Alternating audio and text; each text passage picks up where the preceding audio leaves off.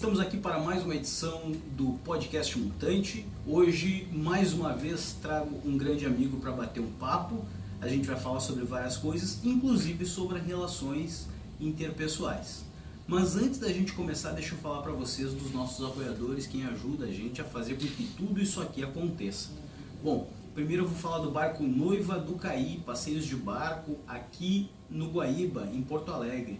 Então, se tu quer ganhar um convite para passear de barco, te inscreve no canal. A cada edição do programa aqui, a gente sorteia alguns ingressos para os assinantes do canal. Então, para tu concorrer aos ingressos, tu assina o canal aí, indica, compartilha, faz a mão e vai dar uma banda de barco, conhecer as ilhas ao redor aqui em Porto Alegre. Bueno, além do Noiva do Caí, quero trazer outro apoiador aqui do canal. O canal Aulas de Negócios. Está pensando em empreender? Está pensando em aprender sobre negócios? Visita o canal Aulas de Negócios, vocês vão ver passando aqui os nossos apoiadores no vídeo. aulasdenegócio.com.br. Visita lá, dá uma olhadinha e expande os teus horizontes comerciais. Vamos lá. Na sequência também tem a Modato GMS, que é quem nos ajuda a fazer com que tudo isso aqui aconteça. Gravar, editar, fazer essa coisa arada toda que você já sabe. A radiomutante.com, a nossa casa, a gente não pode deixar de falar da radiomutante.com. E para fechar, Berega Shop. Berega Shop é a lojinha que nos fornece todos os gadgets, as luminárias, caixinha de som que fica aqui em cima, os fones de ouvido. Quem nos fornece esse equipamento é a Berega Shop. Todos esses caras apoiadores estão aqui embaixo do vídeo, na descrição, o link para vocês acessarem e darem uma força pra gente, visitando o site e quem sabe até comprando coisas nesses sites, certo? Então tá, vamos pro que interessa. Alex Conrad, meu amigo, que legal te ter aqui, cara. Prazer inenarrável estar aqui com a amiga. Que legal. Bom, a ideia desse podcast aqui, cara, na real, é falar sobre relações interpessoais. Porque com essa história de pandemia, nesses últimos anos, os contatos com as pessoas foram restringidos, foram reduzidos, certo?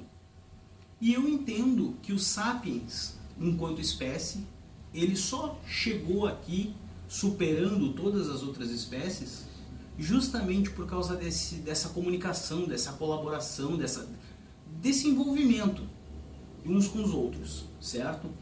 Uma vez que esse envolvimento diminui, não é por isso que eu penso assim, mas me parece uma questão matemática, a tendência é que a espécie Sapiens venha a ser extinta. Para nossa sorte, a gente não vai ver isso, não é tão rápido assim. Mas enfim, então por conta dessa coisa de as relações fizeram a espécie ser superior, e depois afasta as questões de relações, porque a tecnologia vem vindo e ela também, de certa forma, afasta às vezes as pessoas. Em contrapartida, ela pode unir horrores, gente que nunca iria se unir. Mas ela em alguns momentos também, e eu não sei se é a tecnologia, mas enfim, relações interpessoais, meu amigo.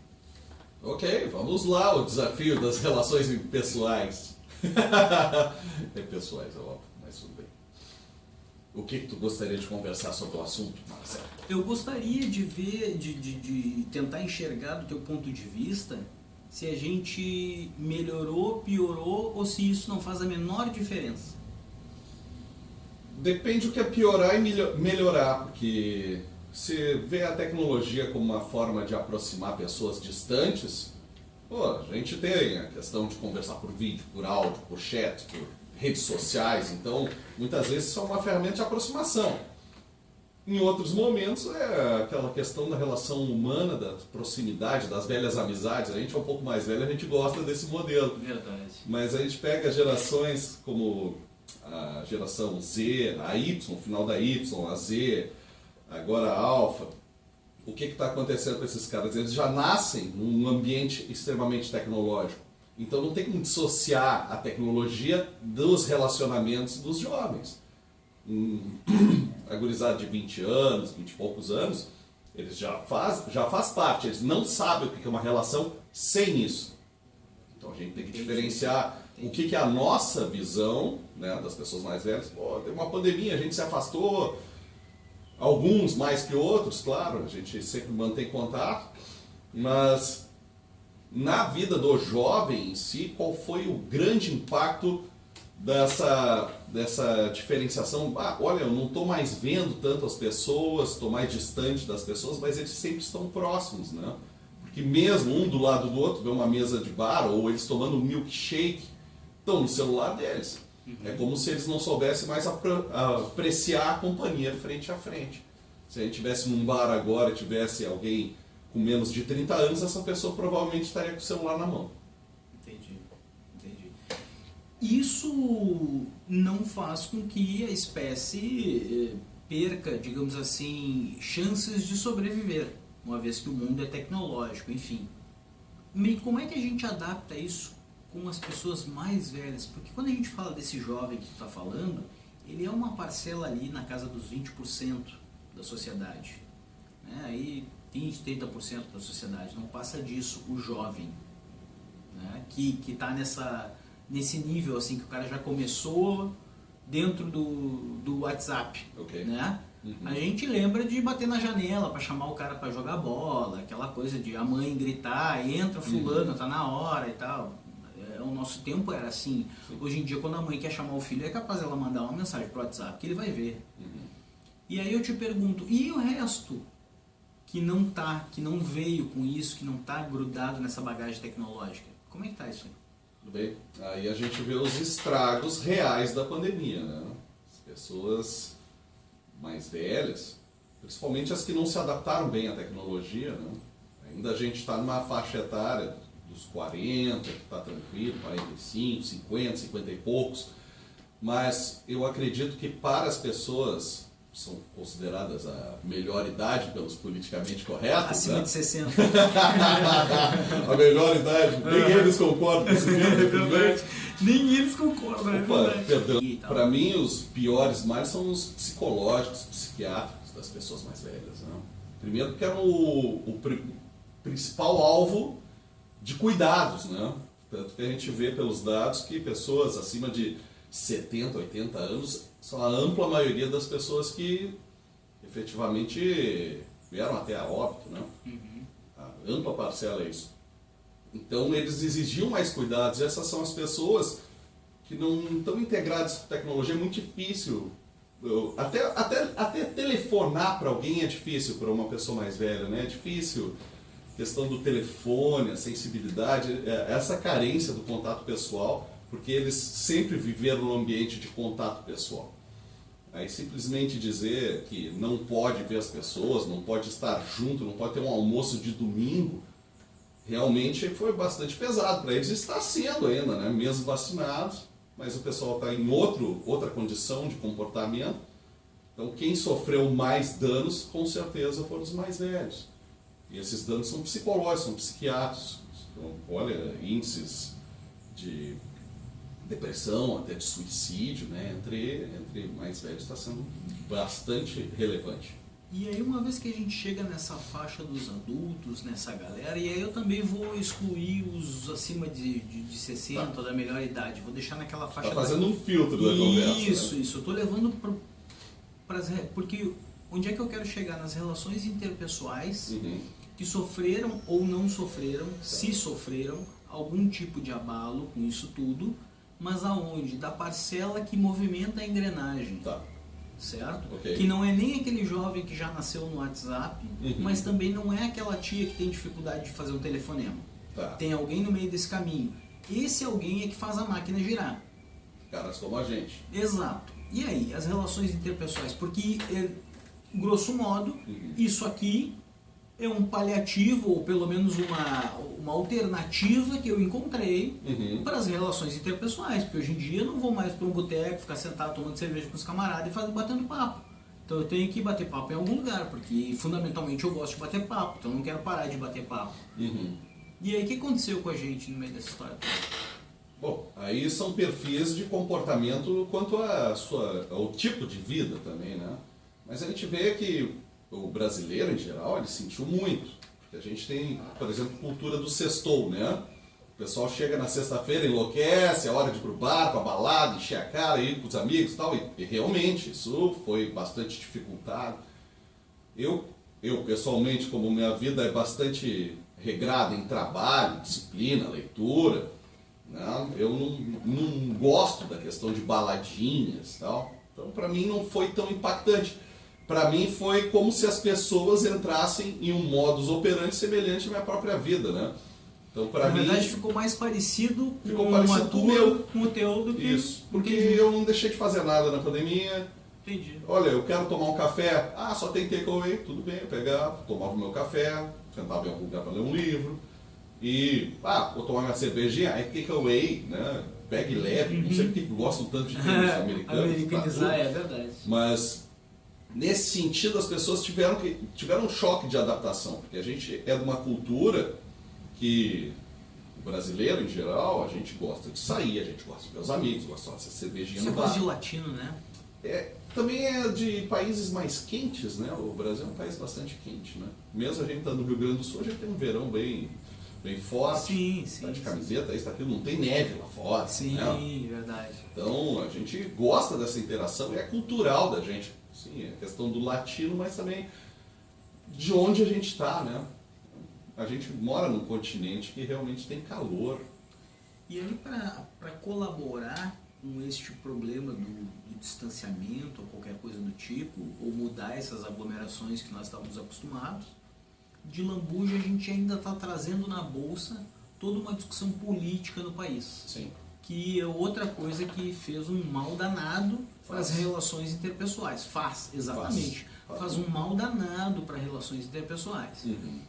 E aí eu começo a pensar se isso também não pode ser considerado um problema, assim como a pandemia, que gera danos psicológicos, como a gente estava falando.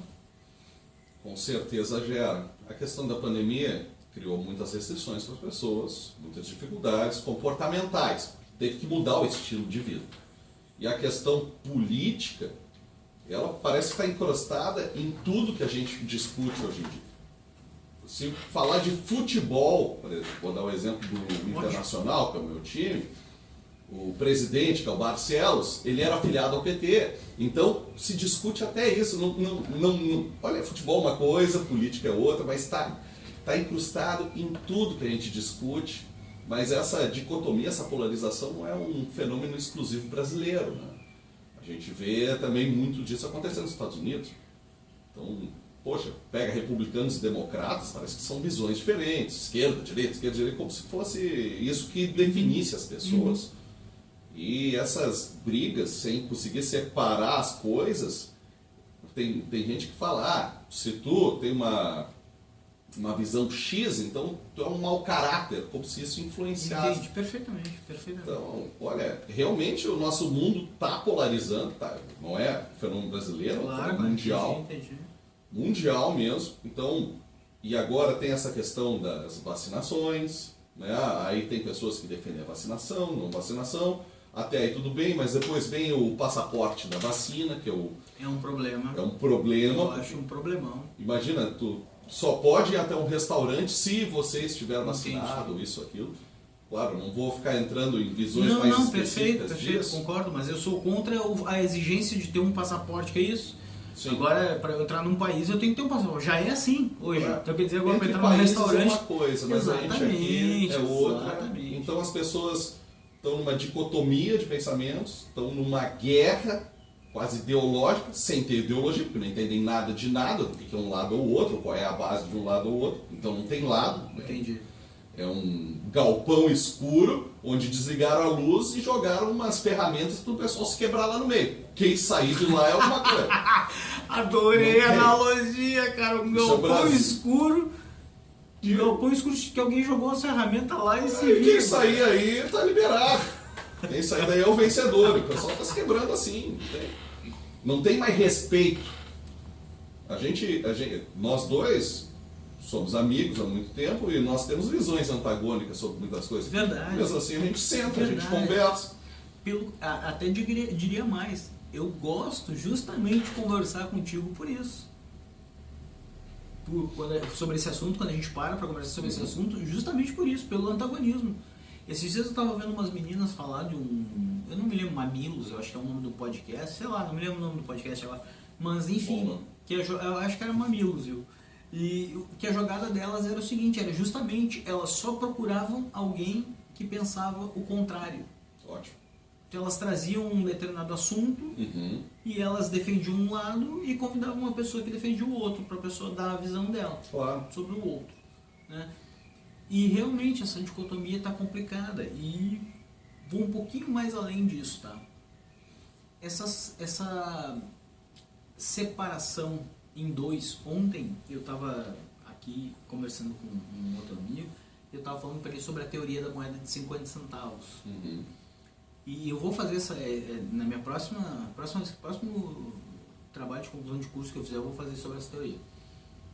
Porque suponhamos que a gente tenha de um lado o coroa, a direita, o dinheiro, o capital, ok. E no outro a gente tenhamos o cara, o humanismo, defender o planeta, tudo certo, tá tudo certo. O vegano. Isso. Sabe? A galera... Veganismo não tem nada a ver com isso, tá? Verdade. Só brincando. A moeda de 50 centavos, ela é a única que tem 3 lados. Tá.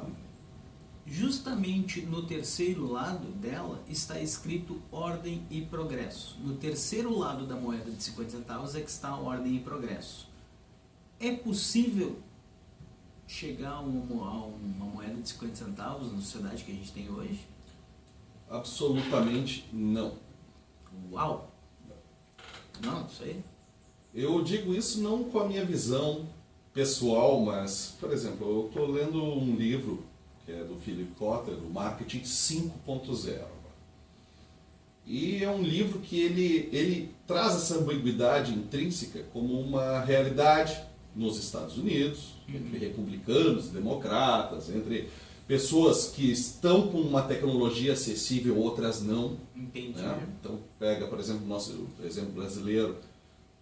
A gente está aqui fazendo um programa de internet, enquanto tem pessoas que não têm nem telefone celular. Exato. Tá? Então, a diferença de acesso à tecnologia, de educação, de formas que tu tem acesso a conteúdos. Olha o que é essa... Aí eu estou saindo do livro, estou entrando na minha visão também. Olha o que são as redes sociais. Os algoritmos só te apresentam coisas que são agradáveis para ti. Então tu não é apresentado mais nem ao contraditório. Se eu gosto muito de uma linha, os algoritmos só me entregam aquela linha. Quando você pesquisa alguma coisa, então a gente está criando... Mas o algoritmo tem uma função, né? Tem uma função. A função é te reter ali, né? Te reter ali e te deixar com uma sensação de felicidade. Então talvez se ele fica te apresentando coisas que tu quer, é para te manter ali, né? Te manter ali. Mas ao mesmo tempo tu tem vários contatos, tem muitas pessoas, tem amigos efetivamente na rede social e tu não tem acesso ao que ele posta ou não. Porque o algoritmo diz, opa, aquilo ali não é mais interessante para te ver hoje. Certo. Então, tudo isso... E tu não tem como receber dos teus amigos como... Por exemplo, a gente não tem como... Porque em algumas redes sociais eu sei que a gente tem como selecionar aquilo que a gente quer receber. Né? Não sou em todas, mas em algumas a gente tem como selecionar aquilo que a gente receber. E aí o meu questionamento... E aqui que está o meu questionamento. A gente é educado a selecionar aquilo que a gente quer ver? Ou a gente vai deixando a coisa acontecer e aí depois de um tempo o algoritmo, ele começou a coordenar a boca e aí daqui a um pouco a gente acha que ele está nos emburrecendo. Na verdade a gente começou errado, né? A gente não começou dizendo, porque me parece, é uma análise, me parece que o algoritmo ele nada mais é do que uma máquina. Uma máquina nada mais faz do que aquilo que um homem lhe manda. Né? A não ser inteligência artificial, que aí nós estamos um outro mundo que daqui a pouco já está aí, mas ainda não está acontecendo isso, né? A inteligência artificial já está do lado de lá, né? O algoritmo é uma inteligência artificial, né? Isso. Então é o algoritmo contra a gente. Então como a É gente... a nosso favor, é a nosso favor. Para te deixar feliz, tranquilo, consumindo o que tu quer. Mas isso é um reflexo da nossa sociedade que não abre livro mais também. É verdade. Puxa vida, é verdade. Sabe, muitas vezes eu me deparo com trabalhos de ou monografias ou até dissertações de mestrado para dar uma analisada e tu vê claramente quem escreveu ou tem dificuldade de escrever ou tem dificuldade de concatenar raciocínios, tá? Que seria o analfabeto funcional, né? Consegue entender. Perfeito. E tem pessoas que se formam sem ler um livro. E isso vem desde o primeiro, segundo, agora universidades. Uma pessoa que faz mestrado baseado em polígrafo, em vez de ler um livro. Puxa vida, cara. Então, essa acessibilidade da tecnologia, que daí a gente define, corta a sociedade entre as pessoas que vieram antes dessa internet pesada, que eu chamo, nos anos 2000, a gente chegou a 1 mega de velocidade de internet no Brasil. Certo. Opa, já era uma velocidade razoável, o Estado, quem nasceu a partir dos anos 2000, já nasceu com essa acessibilidade. Seja depois num smartphone, uma rede social, mas um Orkut era 2003, 2004.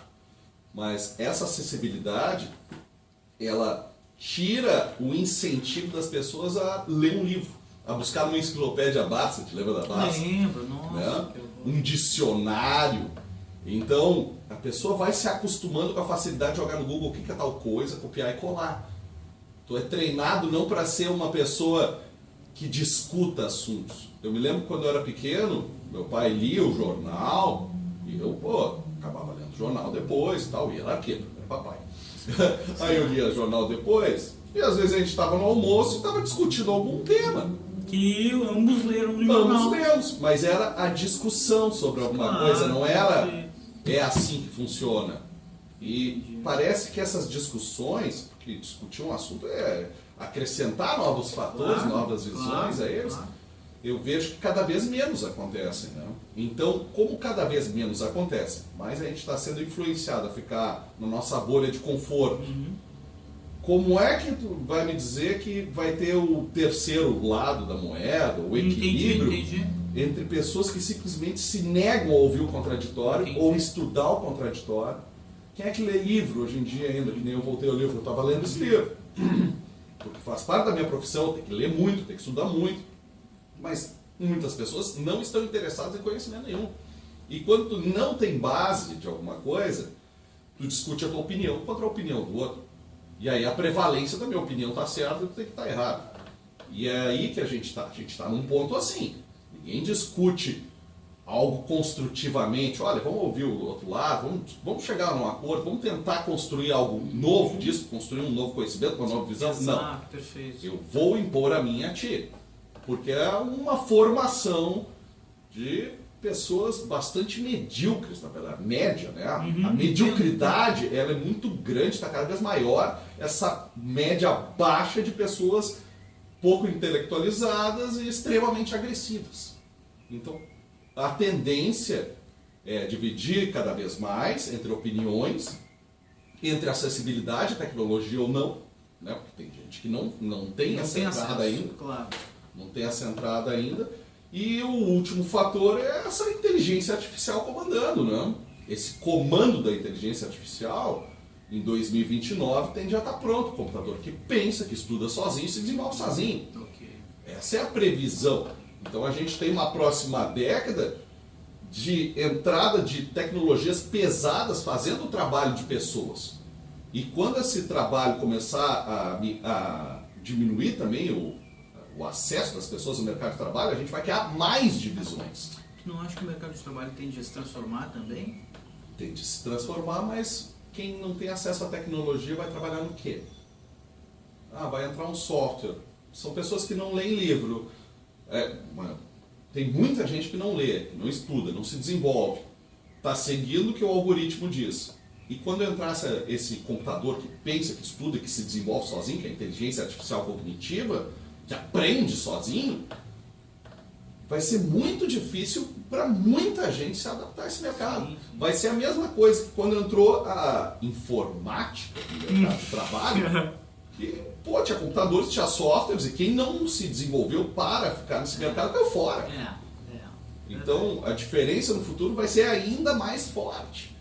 E a gente vai ter os movimentos contra computadores. Por incrível que pareça, vai voltar uma situação dessa contra a inteligência artificial, contra o software.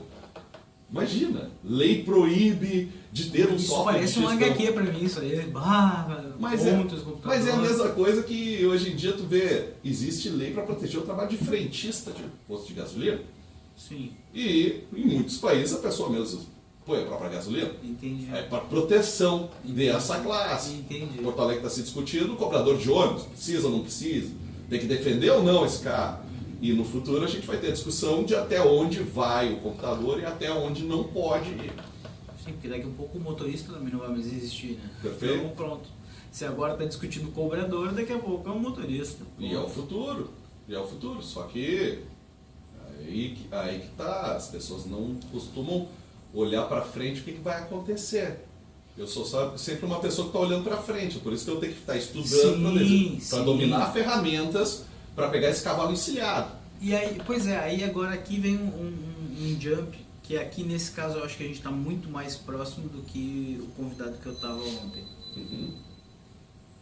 Tá, e aí eu estou fazendo tudo isso que eu faço por qual motivo?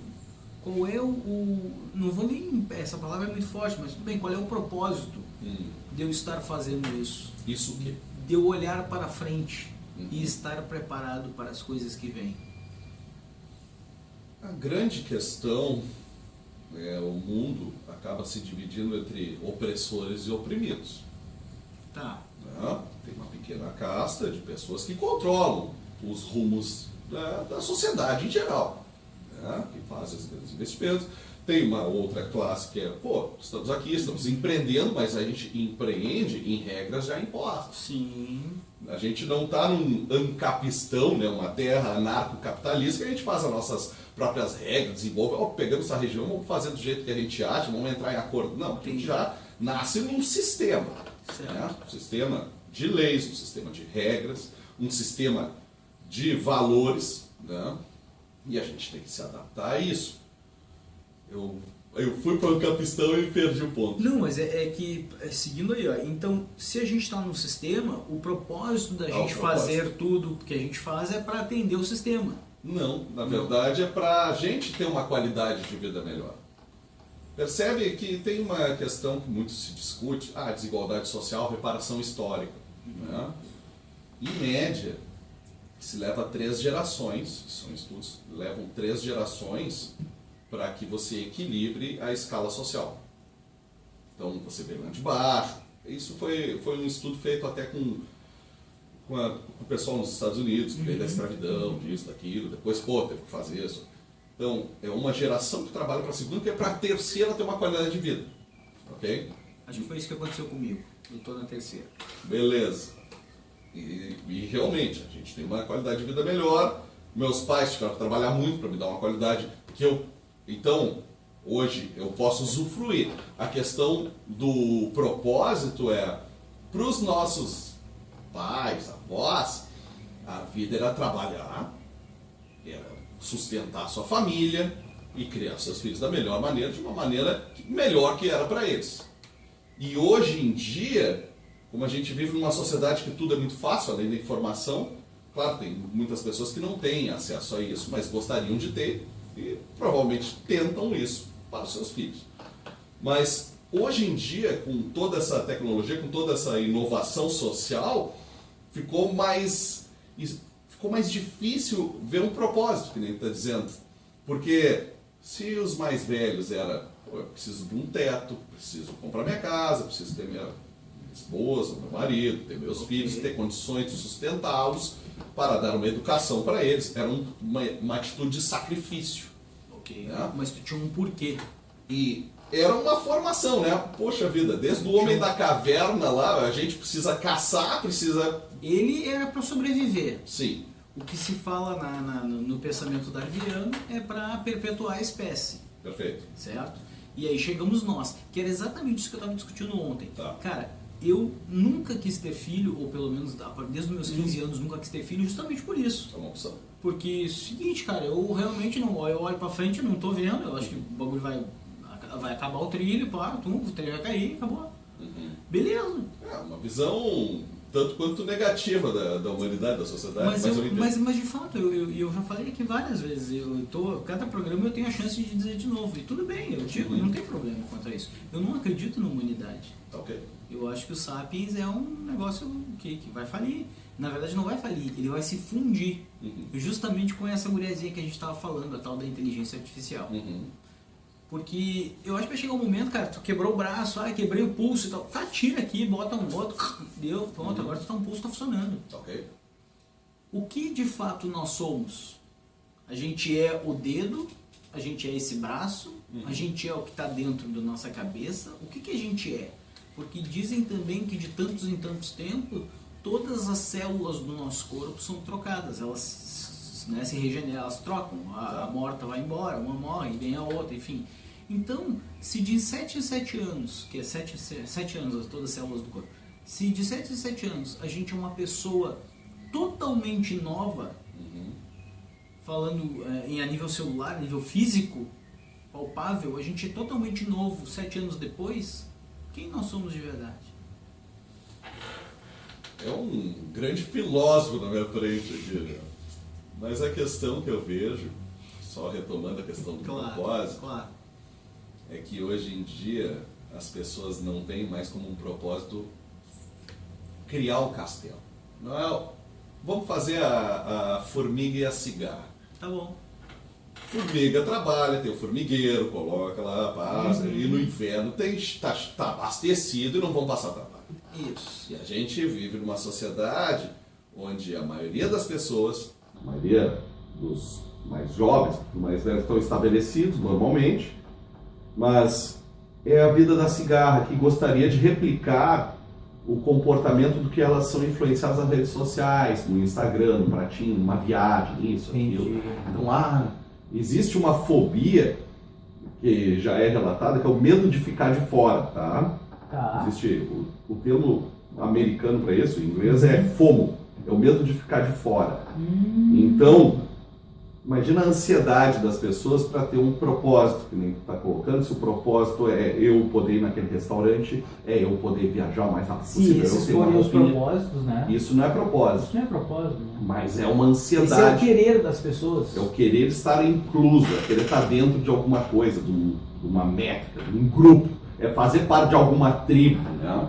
Aí vem aquela questão tribal, humano mesmo, que a gente se reúne isso, em tribos para sobreviver. Isso, a gente voltou para a origem dos sapiens, né? Que é isso, a gente sente a necessidade de ficar em grupo, em bando, para sobreviver. E efetivamente, esse era o propósito normal, assim como fazer uma família é um propósito, e quando tu não tem esses propósitos de sobrevivência e tal, tu tem o propósito de pertencer a um grupo. Só que é um grupo vazio. As pessoas não enxergam que aquele estilo de vida não necessariamente é o melhor para ti, não é o que vai te dar prazer, te dar uma satisfação. Sim.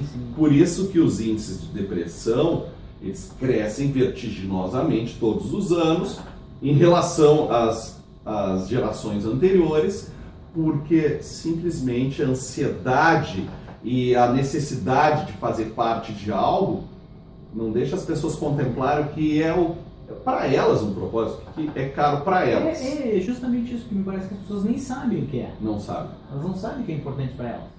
Eu trabalho para o meu futuro. Tem tanta coisa dizendo para elas que o que é importante, aquele prato é importante, como tu falou, aquela roupa, aquele lugar, tirar foto naquele lugar e tal, enfim. Tem tanta gente dizendo pra gente o que é importante que às vezes a gente nem para pensar no que realmente é importante pra gente. A gente vai seguindo aquilo ali que eles estão dizendo que é importante. Pensando nesse vazio, porque aí, aqui teve um eco, certo? Entre o que os outros dizem e o que eu quero tem um eco. Porque eu não vim pra cá, eu fiquei lá. Nem cheguei aqui. Isso não pode nos levar a uma boa redução drástica da sociedade humana e o planeta não está precisando diminuir um pouco de gente? Será que essa noia vai levar a gente para isso? Porque o lance de ter mais filho, menos filho, isso aí hoje em dia, lê do engano do que eu digo agora, que acho que não é, que eu mais ou menos tenho a noção desses dados, fora as nações, núcleos ou povos que tenham um valor religioso acentuado, as demais sociedades reduziram. Reduziram e estão reduzindo. Estão reduzindo, exatamente. E aí eu fico pensando, não vai acabar a gente, vai acabar um pouco de gente, não vai? Como é que vai ser essa parada? Enfim. Olha que gozado isso. Mas nos países mais desenvolvidos, a média de natalidade está caindo a um ponto que já está negativo. No sentido, não vai ter gente para suprir o lugar deles. Certo. Tá? Os números são... Já a Alemanha, por exemplo, toda a Europa, a União Europeia está assim. Tá. E quem é que está indo para a Europa? Os imigrantes, normalmente de regiões do Oriente Médio ou da África, tá? E estão indo para lá. A média de filhos dos imigrantes islâmicos, tá? Muçulmanos, Sim. na Europa, é de 5 a 6 filhos, entre 5 e 6. E a média dos europeus é 1. Então, esse 1 já não renova a sociedade. Perfeito. Então, o que a gente está desenhando? Está desenhando um futuro. A gente fala de inteligência artificial cognitiva, né, da sociedade, africana, mas eu vou querer um também. Quer gelo? Uma pedrinha só. A gente está vendo esse desenho acontecendo, mas esse desenho no futuro, não estou falando nessa geração, na próxima, mas a Europa, por exemplo, vai ser um continente islâmico. Pois é, exatamente. Tu acha que vai dar tempo disso acontecer? Vai. Acho que a humanidade não acaba antes? Não. A humanidade não acaba antes. A grande diferença é vamos mudar os princípios do Ocidente. O Ocidente, a gente evoluiu a um ponto da preocupação das pessoas, que isso também tem a ver com o propósito, discutir gênero e neutro, em vez de estar pensando no futuro. Que bobagem essa discussão, meu Tudo Deus. bem, mas é questão de gênero, é questão de como é que a sociedade está mexendo, o que é importante, o que não é, e a natalidade cada vez mais caindo. Certo. E a das pessoas que seguem, não estou dizendo que todo muçulmano é assim, islâmico é assim, mas muitos seguem as leis mais restritivas, onde uma mulher não pode nem estudar, a mulher é um ser de segunda classe, homossexual é proibido. Verdade. Né? Onde se segue estritamente as regras do Alcorão. E olha o Talibã da vida. Então, a gente está substituindo aos poucos uma população que está discutindo gênero neutro, está discutindo questões mais abrangentes, sociais, legais, por pessoas que seguem regras quase medievais. E é essa nova população. O mundo vai dar uma volta. Lembra muito a questão de Sodoma e Gomorra. Exatamente o que eu estava pensando agora. Então a gente sai do buraco para ir beijar a nuvem e para voltar para o buraco. Porque lá na nuvem a gente não quer ficar. E assim caminha a humanidade. A diferença é que vai ter uma tecnologia por trás, a gente vai ter mais força tecnológica, só que o futuro tende a ser comportamentalmente muito diferente do atual. Aí as pessoas vão voltar a ter a questão do propósito, a disciplina, que segue uma religião, que segue. Esse é o pilar principal do desenvolvimento do Ocidente, né? A questão de religiosidade, judaico-cristão, Sim. a moral, os valores, que eles estão se perdendo com o tempo. Eu não digo isso sendo uma pessoa religiosa, eu só enxergo o desenvolvimento da humanidade nesse sentido, porque hoje tu vê as pessoas sem propósito, sem valores claros.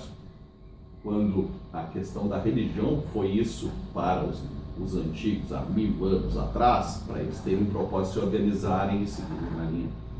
Então, nesse fator específico, a gente vê que a perda de valores talvez seja a perda de propósito. Vou dar um exemplo para mim. Eu passei por situações na minha vida, de separações, um monte de problemas. E, comecei a estudar várias coisas. E encontrei 4 pilares para a minha vida. São os 4 pilares do homem canônico, que eram os monges da época medieval. Só que não tem nada a ver com religião. São 4 valores. Olha aí. Vou até apagar meu cigarro aqui, porque essa aqui vai. Os 4 valores canônicos. Isso é um corte. Os 4 valores do homem canônico, né? Tchê, tu é força, tu tem que aguentar a vida como ela é. A vida bate. Tu tem que ter força, tu tem que aguentar. O principal para mim é justiça, que é ser justo com os outros, entrega o que os outros te entregam, porque se tu entregar mais do que tu está entregando, o que os outros entregam, tu está sendo injusto contigo. Então é um equilíbrio, justiça é equilíbrio. Perfeito. Sabedoria, busca por conhecimento, né? Tenha sede de aprender algo novo. E disciplina, tu tem que ter algum controle sobre a tua vida. Nossa, cara, eu sou um monge canônico, eu nem sabia. E olha que loucura. Esses valores pra mim 4 são totalmente, pilares. na minha vida, é totalmente comum pra mim. É totalmente para pessoas que têm... Isso é a base de valores que te arregimenta a vida, que te faz aguentar a vida. Tu segue em frente baseado nesses 4 valores. E isso é engraçado porque isso lida com pessoas que são tuas amigas, ou mesmo namorada, ou esposas, ou isso, aquilo. Cara, os valores têm que ser convergentes para as pessoas seguirem. E quando a gente vê, que nem eu falei, a questão das tribos online, da turma que defende as coisas, essas tribos não necessariamente reúnem valores Em comum. entre as Claro, pessoas. claro. Os valores são próprios. E quando eu falo desses valores, do homem canônico, desses 4 valores, eu estou falando de linhas de vida, que são praticamente as linhas que a questão da religião judaica cristã tenta colocar naqueles mandamentos, naquelas histórias que eles colocam para as pessoas. Então, veja que em nenhum momento eu falei fé, ou fé em Deus, ou isso, aquilo. Sim, não. Eu falei de pilares Entendi. para uma pessoa ter um propósito de seguir a vida. Entendi. E isso, para mim, abriu minha cabeça no sentido, então vamos embora, porque eu, de alguma maneira, eu me sentia muito deslocado, porque eu, tipo de vida, de disciplina, de estudo, disso, daquilo, pô, de justiça, eu era injusto comigo mesmo, porque eu entregava muito e recebia pouco. Entendi. Te frustrava. Me frustrava. Aí eu percebi, não é que eu estou errado, é que eu estou convivendo com as pessoas erradas. Busque pessoas com valores mais semelhantes aos teus, com pilares mais próximos aos teus. Aí sim. E aí tu vai encontrar o teu lugar. De repente, às vezes, tu é um tubarão num aquário, ou tu é um peixinho num tubarão, ou num aquário de tubarões. Só mude o seu estilo e as suas relações que as coisas melhoram. Isso efetivamente dá resultado. Então, na questão de propósito, desenvolvimento, a pessoa está feliz ou infeliz, ou isso, aquilo, às vezes é as companhias. E às vezes eu prefiro estar sozinho lendo meu livro, eu estou na companhia do autor, que está me contando uma história, ou que está me mostrando uma realidade. Perfeito. Totalmente perfeito. Eu realmente não estou puxando saco, eu concordo com tudo isso. Ontem eu estava vendo o Abílio Diniz falar, e o Abílio Diniz é uma das primeiras biografias que eu me lembro de ter lido depois de adulto, assim, que me levou mesmo, valores, etc e tal. E aí ele falando, e ele é um senhor com mais de 80 anos. Certamente eu li esse senhor há mais de 20 anos. E ele explicando que exatamente isso, que os valores, né, não é o lance da fé, não é acreditar em alguma coisa, não é acreditar em nada, é ter valor. Claro. E aí aqui eu conversava também com uma pessoa e a gente falava, cara, mas tu não rouba, Cara, quando o cara não rouba, ele tem 2 razões para ele não roubar. Ou uma, ele não rouba por causa que tem a lei, que tem as coisas, pode ser preso, aquela coisa. Ou ele não rouba por ele. Ele com ele mesmo. É um valor que ele não permite. Então é a mesma coisa do cara quando tu recebe um troco a mais, sabe? E comigo acontece, variavelmente acontece isso, cara. Receber um troco a mais e tal. Quando eu me dou conta que troco a mais, cara, na hora assim, sabe aquela coisa de... Cara, é 5 pila, é 2 real, cara. Não é um valor, bicho. E que me faz tão mal ficar com aquele a mais do cara ali, sabe? Que, não sei. E de alguma maneira vai fazer falta para outra pessoa aquilo. Pois é, eu nem sei se vai fazer, eu nem penso se vai fazer falta para ele ou não. Eu nem penso nele. Claro. Se eu te disser que eu penso no cara, eu estou sendo hipócrita. Eu não penso no cara. Eu penso única e exclusivamente em mim. Ok. Porque de noite eu vou botar minha cabeça no travesseiro para dormir e se eu fiquei com 2 real do cara que ele se enganou, isso vai me incomodar. Claro. Vai estragar o meu sono. E isso é um valor, né? Eu acho, pelo menos. Com certeza. Mas para ser uma pessoa decente, a gente vive num mundo de indecentes. O Brasil é famoso pela questão da lei de Gerson, né? Era propaganda de cigarro. É verdade. Para quem não viu, a lei de Gerson era uma propaganda de revistas que tinha o Gerson fumando um cigarro, né? Na época podia fazer propaganda assim, eu quero ter vantagem em tudo. Era essa a propaganda, por isso que eu fumo tal, eu gosto de vantagem em tudo. Então a gente está num país que as pessoas gostam de tirar vantagem. São mais indisciplinadas nesse sentido. Tem uma coisa que tu me ensinou há muito tempo atrás, e tu me ensinou mesmo, que é o seguinte, e eu concordo plenamente, principalmente depois de ter entendido melhor. A gente vive num mundo de idiotas. Ok. Certo? E de fato a gente vive num mundo de idiotas. é importante que você saiba o que significa a palavra idiota. Jogue no dicionário, jogue no Google, dê um Google nessa palavra, que idiota não é o que a maioria das pessoas pensa. Idiota vem de idiotia. Vem de idiote, do grego. Ok. Na Grécia, os caras iam com aqueles... Idiotia era um tipo de retardo no século XIX. Certo. Eles colocavam um tipo de retardo. Idiotia. Talvez tenha todo sentido agora com o que eu vou te era dizer. Clínico, Então vai ter todo sentido com o que eu vou te dizer da origem da palavra. O idiote, na Grécia, quando os caras iam decidir uma coisa da polis, da cidade, eles se juntavam naquelas arenas e tal, para votar, aquele papo todo, né? Mas tinham alguns cidadãos que não, eles viviam em fazendas, recolhidos com as ovelhas, enfim, sabe? E os caras não iam lá na polis, eles não participavam da polis, as decisões que tomavam e tal, e eles ficavam só eles cuidavam só do terreno deles, da vida deles, o mundo deles era dentro da fazenda deles, sabe?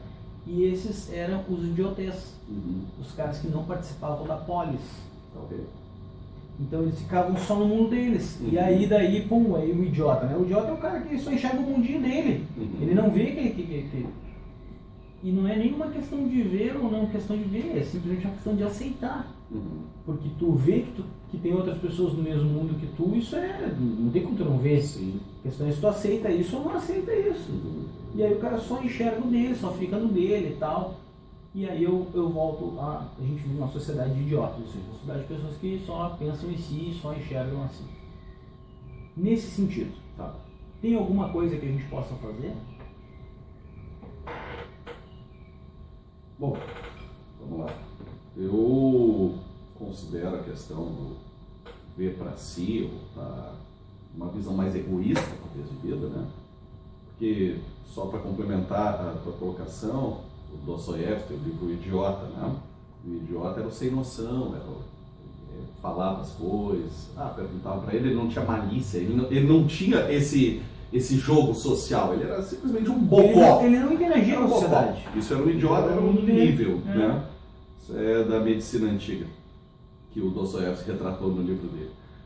Mas, quanto a estar fixado no seu mundo, eu coloco nessa questão de bolhas mais, porque se tu está na tua realidade, fazendo as tuas coisas da melhor maneira para ti, não necessariamente está atacando a vida dos outros, está cuidando de ti, está cuidando dos teus, ou da tua família, está te desenvolvendo. Porque eu pego no sentido de que, hoje em dia, com todas essas discussões, essas bolhas que existem, o pessoal coloca assim, o Alex é um cara de direito, Alex, não sei o que, não pensa nos outros, quer matar índio, qualquer papo desses bobalhão. Tem gente idiota que gosta de botar os selinhos na cabeça dos outros. Mas hoje, efetivamente, eu tendo a cuidar mais de mim, dos meus negócios, tocar minha vida, cuidar dos próximos. Mas quando eu era mais novo, eu tinha uns 20 anos, eu estava na faculdade ainda, eu fiz projetos, por exemplo, no Instituto de Educação, Flores da Cunha, que é um colégio aqui de Porto Alegre, que, amigos da escola, todo sábado de manhã, eu ia lá dar aula de matemática e história para os guris, preparando para vestibular. É óbvio que só um dia por semana não faria essa diferença, mas e ainda mais quando tu chega num colégio, que é um colégio público, eu fui lá porque eu estudei lá e eu queria ajudar o pessoal. Entendi. Chega, vai dar aula de matemática, disso, daquilo, os caras não têm base nenhuma fundamental. Não é incrível, pessoas se formando no segundo grau sem saber a matemática básica. Então esse trabalho durante esse ano foi de formação para lógica matemática, para os caras conseguirem trabalhar mesmo. Tanto que em algum momento eu fugi um pouco de história para ficar ali, para ficar na matemática com eles. Beleza. Pô, Alex, alguém passou no vestibular com isso? Não desse projeto, foi de um outro que eu dei aula para um cara, mas isso é outra história. Mas um dia eu estava tomando um café na URGS e apareceu, alguns anos depois, apareceu um rapaz ali, ô Alex, lembra de mim? Minha memória é péssima. Tem gente que diz assim, o Alex deu um cumprimento, o Alex não sei o quê, o Alex está sempre viajando na batata. Realmente eu estou distraído, em primeiro lugar, e segundo, eu sou péssimo por fisionomias. Eu olhei assim, aí ele disse, não, Alex, olha, eu fui teu aluno lá no Instituto de educação, aquelas aulas que deu, e eu queria pagar teu café. Porque, cara, eu passei num concurso público, e a prova de matemática eu devo a ti. Puxa, isso é legal, né, cara? Gente, sabe... Isso é legal, né, cara? Mas aí que tá, as pessoas gostam do resultado na hora, assim. Teve nas eleições em 2018, o pessoal brigando muito, tava uma selva de pedra, tava a guerra, era o pessoal com um pedaço de pau um batendo no outro, eu discutindo com os caras em rede social. Tudo bem. E os caras estavam me chamando de tudo. Naquela época eu estava defendendo o Bolsonaro, naquele momento. Aí, um dos caras que viu a discussão, que era uma discussão gigante, pública, na rede social de alguém, veio assim, não, vocês estão sendo muito, muito injustos com o Alex, porque ele me deu aula de matemática, me deu os materiais que eu precisava para estudar, e hoje eu estou acabando meu doutorado na URGS por causa do Alex. Puxa, que legal isso. Então são dois casos de pessoas assim que que legal que eu pude tocar a vida deles. Entendi. Isso é doar o teu tempo, isso é tentar fazer o melhor para as pessoas. Não é eu ir ali dar um prato de comida pro mendigo embaixo da ponte, tirar uma selfie e dizer, olha que legal que eu estou fazendo. Olha, eu estou dando comida pro pobre. Os valores são muito invertidos. Entendi. São muito invertidos. Então, eu às vezes acabo fugindo do tema, mas é porque a dicotomia da nossa sociedade é muito violenta. Tá super dentro do tema. Eu te perguntei o que a gente pode fazer, né? Então o que a gente pode fazer talvez é justamente o que ele está agora. Então o que a gente pode fazer é tentar transmitir um pouco do que a gente sabe para que de repente eles tentem usar isso de uma maneira melhor do que está sendo usado no momento. Pode ser, mas eu acho que o principal que quer mudar o mundo, arruma a própria cama de manhã, arruma a própria casa, seja uma pessoa melhor. Se for uma pessoa melhor, dê um bom dia para alguém, já pode ter mudado a vida da pessoa. As pessoas querem mudar o macro e não querem fazer o micro. A culpa é do sistema, a culpa é da sociedade. Eu não estou dizendo para ir lá dar aula durante um ano todo sábado de manhã. Poxa vida, eu sei que é um sacrifício grande, mas eu queria fazer aquilo. Eu não fiz. Não, olha aqui. Sim. Não, eu fiz porque eu queria. Eu fiz porque eu achava que eu deveria fazer como uma questão... E tu acabou de contar 2 louros que tu colheu graças a isso, né? Eu não digo que eu colhi louros, mas eu sou agradecido ao fato de eu poder ter ajudado essas pessoas, porque é assim que a gente muda o mundo. A gente muda um. Mas antes de mudar 1 ou 2, ou fazer coisas maiores, a gente tem que mudar a si mesmo. É que nem eu falei a questão dos valores. É muito bonito ficar discutindo o que o governo tinha que fazer, o que o mundo tinha que ser, o que a sociedade, sendo que a sociedade está filtrando para ficar cada vez mais dicotômica e violenta, né? Que é o que a gente estava conversando antes. Não adianta tentar mudar o sistema, tem que mudar a sua vida, tem que mudar os seus valores. Você é uma pessoa decente, tu tem um filho, vai criar esse filho decentemente. As pessoas jogam um celular e dizem, criança, vai ver o celular que eu não tenho tempo para ti. Para que tu vai ter filho? É mais honesto não ter o filho, que nem tu coloca. Eu não vou ter filhos. Eu sou um cara que não tem filhos também. Mas, se é para ter, que tu seja uma pessoa extremamente responsável pelo que tu faz. Seja para a tua vida, seja com a tua esposa, com o teu esposo, seja com os teus filhos, seja com a tua família, seja com os teus amigos, mas seja uma pessoa que entrega, que seja justa, no sentido, é uma troca, mas às vezes não vai ser uma troca. Às vezes vai ser tu doou um pouco do teu tempo para dar atenção para tua avó que está no asilo. As pessoas jogam os idosos em asilos como se fosse, é depósito de velhinho. Não é verdade? Então, é o teu comportamento. Quer mudar o mundo? Muda a ti mesmo. Só que muda a ti mesmo, em nenhum momento eu estou dizendo que tu vai ser mais egoísta ou menos cuidando mais de ti. Mas cuidar de ti é a base para mudar um pouco a realidade dos outros. Nem que seja com exemplo. Tu pode ser um bom exemplo para um jovem que olhe para ti e diga, eu quero fazer aquilo ali. Às vezes o pessoal me critica, vem tirar sarro comigo na rede social. Alex, olha aqui, tal, mas como é que tu posta isso, tal, pô, parece que tu não vive, tá sempre trabalhando, tá isso, tá aquilo. Teve esses dias eu fui num negócio de um amigo meu, que foi uma cervejaria, que eu fui lá na cervejaria, tinha um almoço, não sei o que, tá, eu postei umas fotos, aí um desses amigos de rede social botou, ué, não tá trabalhando hoje? Eu botei, a cada 72 dias eu paro um pouquinho, né? Mas nesse sentido, tem outros que foram meus alunos, ou que me acompanham e tal, e de vez em quando eu recebo efetivamente um inbox, pô, vai ter exemplo, pô, me diz qual é esse livro que tu tá lendo, o que tu achou de tal coisa, eu escrevo um artigo, o cara vem discutir comigo, sabe? São pequenas coisas, e eu tô fazendo as minhas, só que de alguma maneira isso reverbera para que outras pessoas sejam melhores. Sim. E neste momento de vida, o Alex não tá fazendo nada disso? Não, eu já fiz, só que eu acho muito engraçado. Eu já fiz, não preciso fazer mais. Não, é que são fases de vida, são fases de tempo que tu tem disponível. Ok. Mas eu acho muito engraçado quando eu sento num café e vou tomar um café e alguém de uma visão, por exemplo, eu sou esquerdão, qualquer coisa. Senta e me diz assim, mas tu não entende nada de social, tu é um porco capitalista, tu é isso, tu é aquilo.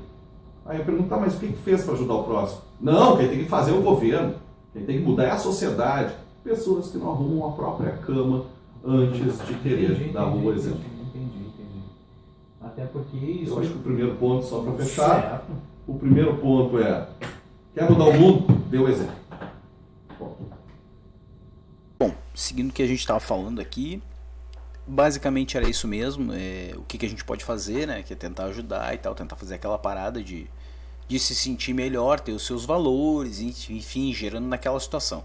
De alguma maneira, quando se fala em egoísmo, na verdade é cuidar mais de ti, né? Sim, porque na verdade o egoísmo ele é intrínseco ao ser humano. Quando a gente pensa em egoísmo, eu acho que a gente já começa pensando errado. Perfeito. Porque egoísmo não é necessariamente uma coisa ruim. Eu acho que o egoísmo em excesso talvez seja uma coisa ruim, ou talvez tenha até um outro nome. É que tem uma diferença entre falar em egoísmo e falar em foco. Tem pessoas que estão mais focadas em alguma coisa e tá tudo certo. Certo, exato. Faz parte do jogo, teu foco, tá com as diretrizes, tá seguindo. Às vezes pode falar, fulano de tal, ou outra pessoa só faz aquilo, não pensa no outro, ou não me ajuda, sabe? E não, a pessoa simplesmente está no foco. Eu respeito bastante isso quando algum amigo, quando algum conhecido está nas suas missões de vida, está fazendo suas coisas, está focado. Ótimo, está cuidando de si, está cuidando da sua família, está cuidando dos seus negócios, está cuidando dos seus amigos mais próximos, está tudo certo. Faz parte, isso não é egoísmo, isso é foco. Pois é, eu acho exatamente isso. Eu acho que tem uma distorção na palavra egoísmo. Eu acho que as pessoas têm um entendimento que não sei se está bem certo. Porque eu concordo contigo. Eu acho que cuidar do seu e fazer o seu e tal é uma coisa. Perfeito. Agora, prejudicar outros é outra coisa. Sim.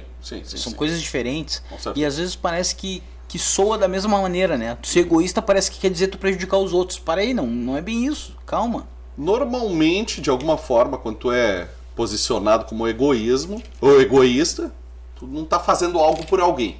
Certo. Mas tu não tem obrigação de fazer nada pela maioria das pessoas.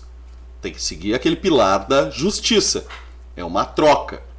Opa, se eu estou recebendo mais do que eu estou dando, estou sendo egoísta e efetivamente a gente tem que equilibrar. Ou eu vou te dar um posicionamento do tipo assim, equilibra para baixo, porque realmente a minha vida está muito corrida agora, eu não consigo te entregar, ou eu vou estabelecer uma relação que eu preciso ser melhor para ti, que é a justiça, né? Ser justo com os outros ou contigo mesmo. E aí aquilo que tu falou também, olha que a gente está orquestrando aqui, e justamente tu observar o que tem ao teu redor, porque às vezes as pessoas que estão ao teu redor não são bem aquelas pessoas, e aí tu fica nessa situação em que a balança está desequilibrada, e daqui a pouco tu vai para outro núcleo de pessoas, outras pessoas, e a tua balança equilibra, porque as pessoas te entregam aquilo que tu entrega, sabe? Fica mais... A vida, tudo na vida é equilíbrio, inclusive nas relações. Verdade. A inexistência de relações também é uma coisa ruim, né? A inexistência de relações é uma coisa muito ruim, no sentido que somos seres sociais, somos seres dos primórdios, temos que reunir com outras pessoas para fazer alguma coisa. Ser um ermitão é uma coisa que muitas vezes as pessoas em geral não percebem, que a solidão também ela faz parte do não ter frustrações, né? Então, quanto mais solitário tu tá, mais acomodado tu tá em não ter relações. Só que tu não prospera sozinho, isolado do mundo. Entendo. Tu tá sempre naquele platô. Entendo. Eu sou o ermitão na montanha, sozinho. E é aquilo que vai acontecer. E aí as coisas não acontecem contigo, tu tá sozinho, então não tem Isso. ninguém pra fazer alguma coisa acontecer contigo, né? De alguma maneira, a gente precisa ter relações. Sejam familiares, sejam amizades, sejam relacionamentos. Que nem dizem daqueles incels, caras que desistem de relacionamentos. Talvez sejam falta de comportamentos ou de outras companhias que lhe levem a algum lugar. Ah, eu sou incel porque ninguém me dá bola. Meu amigo, incel, né? Eu não tenho amigos incel, mas se eu tivesse, eu diria assim, tá, mas por que tu não começa a ler e entra num clube do livro? Por que tu não vai numa biblioteca? Por que tu não vai num café? Por que tu não vai num grupo de canto, numa aula de dança? Tu não vai conhecer ninguém que possa te acrescentar alguma coisa? É muito fácil tu te estabelecer, olha, meus padrões de vida são esses, o que eu gosto é isso, eu vou ficar fechado aqui. Isso pode ser um recurso de defesa? Com certeza é uma defesa, mas é a defesa do covarde, é o medo, né? A defesa do covarde. Isso também é um outro corte, né? A defesa do covarde. Oi, céu. Cara, eu não entendia direito esse termo. Agora que a gente tá conversando, ficou bem mais claro pra mim o que é isso. Eu fui descobrir isso vendo o YouTube, dentro das coisas que eu vou olhando, assim, incel. Puxa vida, o que é um incel, né? Eu já tinha ouvido o termo, mas eu não tinha conciliado bem, assim, que era uma pessoa que tava sozinha, assim. E até me parece que esse sozinho é por opção, né? É por opção. É por opção porque, teoricamente, tu não tem oportunidades. Porque, olha, as mulheres não me dão bola, não valorizam que pessoa especial que eu sou. Provavelmente deve ter faltado mais danoninho da vovó pro cara se sentir mais querido, né? Provavelmente por aí. Mas sem entrar em críticas diretas quanto a isso, é no sentido que a vida é zonas de conflito e a gente tem que passar por elas. A gente só cresce e amadurece quando a gente passa por zonas de conflito. Isso que se chama hoje resiliência, sim, antigamente se chamava caráter, né, Marcelo? Puxa vida, hein? E é verdade isso. O que forma o caráter de alguém? As dificuldades que ela passou, as superações que tu teve que fazer, o que a tua vida não te entregou e tu teve que buscar, o que tu tomou de não na tua vida, quanta porrada tu levou e aguentou. Hoje se chama resiliência, que é uma palavra mais bonita, né? Porque se tu disser, olha, tu não tem resiliência, é aceitável. Agora se tu disser, tu não tem caráter, isso é muito mais difícil. Ofensivo, né? Assim como a mediocridade, sim, assim como a ignorância, né? Sim, verdade. Que é simplesmente ignorar o não sentido. Saber, né? é simplesmente não sei, saber. Eu sou ignorante em diversas áreas. A gente nasce ignorante, né, cara? Claro. Pô, não vê qual é o problema. Tu é um ignorante. Isso é xingamento. Tu é medíocre. Isso é xingamento. Exatamente, exato. Perfeito. Então é melhor falar em resiliência, mesmo que é uma maneira mais politicamente, nem incorreta, tá? Mas é uma palavra que é mais assimilável ao ouvido das pessoas do que é mais vendável nos dias de hoje. Mas tu pega crianças, adolescentes e adultos também, que foram criados de forma a ter tudo e não ter restrições, quando tu enfrenta o mundo lá fora, realmente o ferro vem, a vida cobra. Tudo que tu fez, como um pai, uma mãe, formou, criou, a realidade é que vai dizer se estava condizente ou não. Entendi. O que efetivamente vai acontecer na vida de alguém. Né? Na verdade, um pai e uma mãe, ele vai enxergar se ele fez bem ou mal o trabalho dele, entre aspas, né? Se ele cumpriu a missão ou não, ele vai conseguir enxergar isso depois, né? Com quando certeza. Aquela criança virou um adulto. Virou um adulto responsável, decente, trabalhador. Não precisa ser trabalhador, mas alguém que paga o próprio boleto e não peça danoninho com 30 anos Sim. no sofá. Mãe, me alcança o danoninho. Que é o que acontece hoje em dia para muitos pais. Muitos pais. Hoje em dia surgiu o termo canguru que não existia. Antes, nós somos de uma época, nós somos contemporâneos, nós somos de uma época em que sair de casa era um mérito. A gente queria sair de casa. Hoje em dia, me parece que isso já está um pouco diferente. Depois de 30 anos, 40 anos, a coisa está um pouco diferente, né? Está um pouco diferente porque, voltando lá naquela nossa conversa inicial, antigamente tu trabalhava para ter a tua própria casa, para fazer a tua família, para sustentar a tua família. Era uma vida mais de sacrifício. E hoje em dia, como tu precisa ter dinheiro para viajar, para fazer as tuas festinhas, para comer os teus pratinhos, não tem como conciliar uma vida de quem ganha pouco com a vida que tu vê no Instagram. Então, eu moro com a minha mãe para poder ir comer tal prato caro. Eu moro com a minha mãe para poder viajar. Eu moro com a minha mãe para poder ter a minha motinha, o meu carrinho. São as prioridades da galera. Entendi. E a prioridade... São os valores que eles... E a prioridade é achar que os pais, depois que você é um adulto pleno, que antigamente era 16 anos, já era adulto, 18 anos, 20 anos. Hoje em dia, com 35, tem muita gente morando com os pais ainda, porque não se resolveu na vida. E antigamente se dizia que isso era falhas de caráter. Uma coisa Hoje é verdade, uma coisa é tu morar com os pais, porque eles precisam de ajuda, que tu tá colaborando, tu tá ajudando, tá cuidando deles, né? Zelando por eles. Outra coisa é quando tu tá fazendo isso pra zelar por ti, né? Pra tu conseguir atender o pratinho que tu quer postar no Instagram. Sim, eu me irrito com certas coisas na internet, eu até comento, né? O pessoal fica chateado, cada comentário desse é menos tantos seguidores, mas é o CEO de startup, né? Que é o cara que mora com a mãe e tá empreendendo seu negócio e viajando pra Tailândia. Cara, primeiro se torna um homem, alguém que estabeleceu sua vida, um homem, uma mulher, alguém independente. Independente. Antes de dizer que tu é CEO de startup. Né? Tu é um cara muito combativo nas redes sociais. Eu já ouvi tu falar disso mais de uma vez aqui, nesses papos. Eu sou muito autêntico nas redes sociais. Eu falo o que eu penso, né? E isso incomoda muita gente. Incomoda muita gente. Muita gente. Ou seja na rede social ou numa mesa de bar também. Pra mim, o mais importante é liberdade de expressão e liberdade do ser o que tu é. E tu conversar sobre o que é. E é direito da outra pessoa dizer pra ti assim: cara, não concordo contigo, vamos discutir. Ou, olha, o que tu tá falando pra mim é tão ofensivo, Alex, me faz tão mal que eu não quero estar na tua mesa. Tá tudo certo. De uma mesa de bar até uma rede social, pra mim o meu comportamento é o mesmo. E isso é, no mínimo, ser autêntico. A pessoa que vê na rede social, me vê ao vivo, sentar pra conversar comigo, vai ver a mesma pessoa. Sim, sim. Não tem um personagem lá. Não tem. Até porque eu não dependo pra viver de rede social. De ter amiguinhos na rede social, de agradar todo mundo na rede social. Olha como é que eu sou bacana, olha o prato que eu comi. O fato de não depender de agradar os outros pra fazer o seu, né, o seu barato, assim, tu fazer o teu bagulho sem depender de que os outros aprovem, agradem, gostem, não gostem, isso é meio libertador, né, nos dias de hoje. Porque me parece que tudo que as pessoas fazem é pra ganhar uma aprovação. Sim. Tem dois lados. Um é libertador, o outro é triste. E por que eu digo que o outro é triste? Porque na minha carreira inteira eu nunca recebi uma indicação de um amigo. Nunca ninguém me indicou um negócio, nunca ninguém me deu um... É mesmo? Nunca.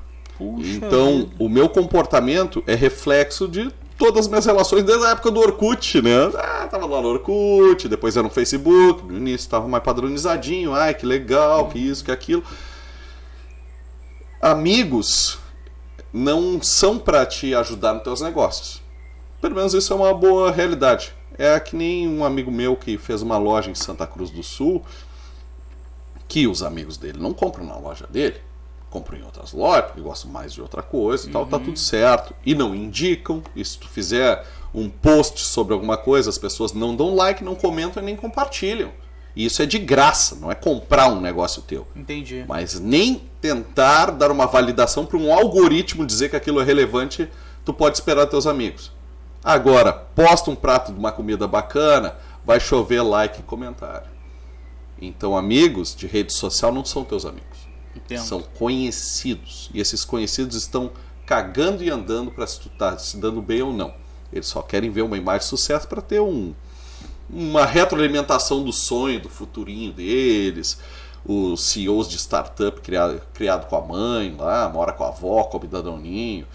Isso que eles querem ver, porque eles querem ver retroalimentado esse sistema. Eles não querem estar de fora. E esses caras é que vão assumir o controle da bagaça daqui um pouco? Não. Ou não? Não? Assim como tem esses caras que são dessa maneira, tem outros que é um grupo silencioso de trabalho. Eu sou do grupo de trabalho, mas eu sou o barulhento de trabalho. Entendi. Mas existe uma grande porção da população que trabalha, se desenvolve, estuda e muitos nem estão em rede social. Sim. Tá? Tem muitas pessoas que nem estão em rede social. Eu estou em rede social porque isso influencia o algoritmo para os meus artigos, para os meus materiais. Então eu postei alguma coisa, botei numa rede social e isso já puxa. Afinal de contas, o teu negócio é tu, né? O meu negócio é quase eu SA, né? Quase. Não, mas eu digo não pelo tamanho. É porque o conhecimento está contigo, né? Sim. Está em ti. Sim. O que tu entrega pro teu cliente, basicamente, é o teu conhecimento. Sim. Então, tu é o negócio, tu precisa estar por ali. Eu preciso de alguma maneira, mas o que eu entrego pro meu cliente, que é a questão de consultoria ou treinamento, isso tem o site institucional da empresa, né? Nossa empresa, que é a IDAT, tá? Jabazinho. A empresa IDAT tem lá o site com todos os materiais. Tem a questão de consultoria, treinamento, é isso que eu entrego. Agora, nas redes sociais, eu tento influenciar para artigos e para vídeos. Os meus artigos estão no Aulas de Negócio, patrocinador do programa. Os meus vídeos estão no YouTube, Aulas de Negócio. Mas uma coisa joga para outra. Pega o exemplo do LinkedIn. Tá. Eu tenho mais de 5 mil contatos no LinkedIn. Eu não sou o cara polêmico no LinkedIn, eu mal uso o LinkedIn. Okay. Mas quando eu posto alguma coisa, um artigo, vídeo novo, ou isso, ou aquilo, é um like, 2, uma rede de 5 mil. Agora, vê dos outros lá postando enquetezinha. Você prefere trabalhar em casa ou não sei o quê? Ai, olha aqui, meu dia na minha empresa, uma fotinha. É um Facebook de empregados. O LinkedIn é um Facebook de empregado, que fica contando o que está fazendo no seu dia, postando coisinha da empresa, pensamento, videozinho motivacional. É lixo atrás de lixo. Coloca material de qualidade, é um like. Porque as pessoas não entendem, né? Me parece. Não é que as pessoas não entendem, é o que elas querem ouvir. Você fala o que as pessoas querem ouvir. Mas tu acha que elas entendem quando tu fala alguma coisa de qualidade, que tem que pensar? O exercício de ter que pensar. Me parece que quando tu tem que pensar, sabe, o pessoal não vou clicar mais porque, né? Sim, deixa dá assim. arrepio. Mas no LinkedIn, o exemplo que eu coloco, artigo novo sobre tal tema, vídeo novo sobre tal tema, beleza. Coloco de vez em quando, não coloco sempre. Mas vou dar um exemplo que ontem tem um menino que trabalha comigo que faz o Aulas de Negócio. É uma frente lá de conteúdos que é multidirecional, tem várias pessoas, é para atrair mais autores, não é o Alex, não é a IDAT, é para difusão de conhecimento. E ele fez um post sobre o meu último artigo que era quando é a hora de demitir. Chegou a hora de demitir alguém? E ele fez umas laminazinhas com alguns resumos e botou o link. O Instagram derrubou essa postagem. Por quê? Porque alguém deve ter denunciado. E por que alguém denunciaria um link sobre um artigo? Porque não tolerou ouvir aquilo. Porque aquilo ali, meu Deus, eu acabei de ser demitido, qualquer coisa assim. É sensibilidade. Não leu o artigo em primeiro lugar, não foi no link, não leu o artigo. Pois eu comecei pensando assim, a pessoa que denunciou ou não, ela não leu. Não leu. Começa assim. Não leu, e não sei se é denúncia ou Instagram, mas eles simplesmente removeram. O Instagram, ele me mandou ontem assim, Alex, removeram o nosso post. Vou repostar. Eu disse, não reposto. O algoritmo vai ficar chateado. Entendi. Por causa de uma postagem falando de negócios, um artigo sobre demissões, que é um tema de negócio, num portal chamado Aulas de Negócio. Essa é a nossa realidade. Deixa eu tomar um uísque com essa. Isso é extremamente irritante. É irritante, Porque isso só consolida, isso só fomenta, solidifica aquilo que eu te disse antes, de não crer na humanidade. Porque quando a gente está falando do LinkedIn, quando a gente está falando de uma rede social dessa, a gente não está falando do Brasil, a gente está falando da Cidade Baixa, a gente está falando de Porto Alegre, a gente está falando do mundo. É que, no caso, existe um comportamento diferente entre o brasileiro e o estrangeiro no LinkedIn. E como o meu perfil é em português, as minhas postagens são em português, é lá fora eles usam o LinkedIn melhor. Usam. Discutem mais negócio, pode discutir alguma postagem com algum diretor ou CEO de alguma grande empresa. É mais funcional. Lá fora é mais funcional, com certeza. Ok. Bom, então tá. Então LinkedIn aqui que não... Porque aqui eu concordo contigo, cara. Pelo que eu vejo, que eu também frequento o LinkedIn e tudo mais, e eu vejo muito disso, cara. Aquilo ali pra mim é uma rede social de funcionários de empresas. Ponto. O Facebook do colaborador, né? Então, beleza. Porque ninguém que tem cargo de direção posta nada, porque não tem saco. E alguns postam para ter uma validade social de alguma coisa. Um Ricardo Amorim da vida, que vive de palestras, isso aqui. Qualquer post dele lá, seja o que for, é lindo. Teve uma época que o Ricardo Amorim, antes das eleições americanas, ele postou sobre o Trump, dizendo, não, essas políticas do Trump. E eu contradisse ele. Ô, Ricardo, tu tá errado, a economia americana vai crescer por isso, tá baseando nas coisas erradas. Ele não respondeu, tava cheio de like naquele post dele, e efetivamente a economia americana, antes da pandemia, estava crescendo. Então, me desculpa falar dessa maneira franca aqui, né? Até parece arrogante da minha parte, mas porra, quem é ouvido em rede social é um imbecil, tá? É um bando de imbecis que, olha, que eu acho que eu tomei muito uísque, mas tudo bem.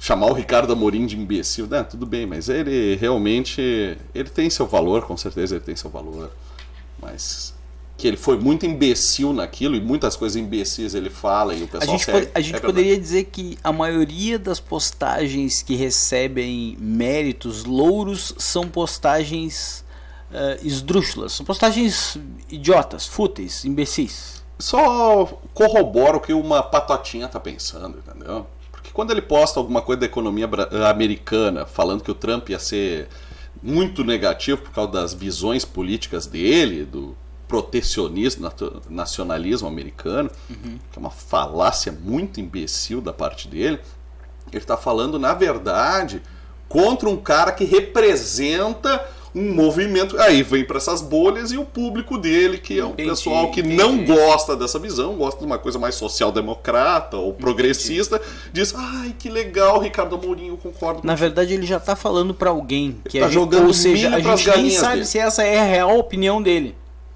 Eu acredito que é a opinião dele. Talvez eu acho que um cara do status dele tem que, no mínimo, colocar uma coisa que ele acredite, né? Mas se ele acredita nisso, vai estudar também, né? Aí dizer uma barbárie dessa... É que aí chamar ele de idiota... Ele não é um idiota. Não, pois é, aí não fica tão ruim. Quando eu penso que um cara desses, ele tá falando... já pensado. Por exemplo, eu vou falar com os colorados, tá? Eu não vou falar do Darley, do goleiro do Grêmio. Claro. Vou falar, sei lá, do D'Alessandro.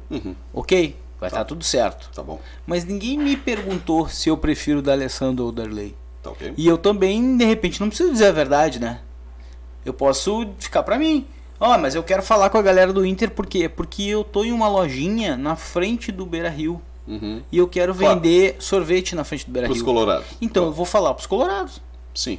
Eu não posso de repente pensar que o Ricardo tá falando com um público específico e ele falando pra eles. Focando muito no Ricardo. Não é nele. Qualquer um que fale para um público. Mas 2011, tá? 2011 eu publiquei um artigo dizendo que o Brasil ia entrar em recessão. 2011, a gente entrou em 2014 e 15. Eu expliquei todos os fundamentos. E o que veio essa patota dos inteligentinhos? Não, tu tá errado, é profeta do caos. Veio a crise. Eu preparo empresas. Porra, eu dei uma palestra em 2019 em Santa Maria, um evento de empresários. Eu disse, vai vir uma grave recessão. Vai vir. Era baseado em fundamentos econômicos. Mas ia vir. Preparem agora a empresa de vocês. 2020, pum, pandemia. Então, 2020 2020 é a pandemia. Empresa que eu estava fazendo consultoria em 2019 para 2020, em janeiro, quando eu ouvi as primeiras informações sobre a possível disseminação desse vírus que tinha, né? Que tem, mas não dá para falar muito esses nomes assim, porque de repente o YouTube não gosta se tu botar no YouTube. Mas em janeiro eu preparei todo o plano para trabalhar home office dos caras. Aí os caras olharam assim, mas por que tá fazendo isso, Alex? Isso vai estourar e vai fechar o Brasil. Pô, mas tu tá sendo profeta do caos? Eu só tô sendo previdente. A gente tem que pensar o futuro e tem que agir conforme as possibilidades. Não custa nada fazer isso. Quando veio e fechou Porto Alegre, a empresa já estava pronta, o pessoal todo foi trabalhar em casa tranquilamente, estava tudo pronto. O plano de contingência estava extremamente bem consolidado e bem feito. É essa a diferença de ver o futuro. Só que ver o futuro é porque eu tenho uma bola de cristal ou só porque eu me preparo para os cenários de acordo com o que está acontecendo? Então, voltando ao nosso amiguinho Amorim, ele postou aquilo e ele não teve peito para responder. Não teve peito para responder porque ele sabia que estava errado. E ele estava errado porque ele estava colocando, antes da técnica, ele estava colocando emoção. E, cara, análises são técnicas. Sim, verdade. Tá? Então, se tu acha alguma coisa... Já tá errado. Se tu acha, já tá errado. Eu acho que o achar alguma coisa é o primeiro passo a pesquisar alguma coisa, a buscar evidência sobre aquilo para daí expressar a tua opinião. Exato. Só que pessoas poderosas nas redes sociais falam o que quiser e... Falei hoje, não, mudei de ideia. Pois é. Tu estava errado. Não. Foi um erro de interpretação de quem leu. Então tá tudo certo. E por que será que as pessoas não se interessam por conteúdo mais denso, mais técnico, mais uma coisa que te entregue, algum conteúdo que te entregue alguma coisa? Por exemplo, aqui no nosso papo, várias vezes a gente já conseguiu entregar em 2, 3 minutos, que vão virar os cortes, mas a gente conseguiu entregar pensamentos, lições, coisa para o cara pensar. E de modo geral, a gente não faz os cortes em podcast por causa disso. A gente faz os cortes em podcast porque o cara não quer ficar 1 hora, 2 horas nos assistindo. Okay. Mas, de modo geral, eu não vejo as pessoas interessadas em buscar alguma coisa que entregue para eles alguma coisa. Quando eu vejo um site que entrega, ou como tu mesmo falou agora há pouco, do Aulas de Negócio, que é um site que eu conheço, eu sei que tem coisas para entregar para as pessoas, entrega coisas para as pessoas. Entretanto, eu também sei que ele é muito menos visitado que o tiquinho azul do TikTok. Entendeu? Claro. E o tiquinho azul do TikTok não vai entregar nada, cara. Não vai te entregar absolutamente nada. Por que as pessoas preferem o que não entrega do que o que entrega? Lembra do seguinte, a gente parte do pressuposto de vídeos mais densos, para mais curtos, para um conteúdo do YouTube, para ter um IGTV, aí vem o TikTok é 15, 30 segundos e cada vez está mais curto. Só que esses curtos o tempo inteiro, as pessoas que não tem nada para fazer, mas ficam vendo aquilo ali, aquela cachaçinha, aquela dopamina pro teu cérebro o tempo inteiro, elas passam horas vendo vídeo de 15 segundos. Elas não estão se aprofundando em nada, estão se distraindo. Aí volta a questão do livro, as pessoas não leem mais. Pô, se não leem mais, como é que vai ler artigos? Cara, eu escrevi artigo... tudo bem, estamos no podcast tomando uísque, se ofender alguém, dane-se. Mas eu escrevi para vender mais artigo, escrevi, publicar. Aí pediram um manual de vendas da revista Venda Mais. Fiz o manual de gestão de tempo, mandei os caras, Alex, que conteúdo fantástico, nos manda mais disso aqui. Eu disse, não, agora eu quero a minha cara nessa revista, eu quero uma coluna fixa para voltar a escrever. Porque eu sei que os colunistas de vocês escrevem do tipo, hoje fui na padaria e não tinha o pãozinho, qual é a lição que eu tenho sobre isso? É um conteúdo de merda que vocês têm e eu tenho qualidade. No mínimo vocês vão ter que me dar um contraponto. Mas aí não dá. Assim não, pô. Porque quem escreve para revista é consultor das empresas, dos donos, do disso, daquilo. Todo o mercado tá assim. Todo mercado é assim. Por isso que quando eu começo a estudar minhas coisas, Alex, os teus artigos são densos e tal, o manual de vendas externas mais lido do Brasil é meu. De vendas, se digitar no Google lá, manual de vendas externas, o mais lido do Brasil é meu. E ele estava no administradores.com uns anos atrás.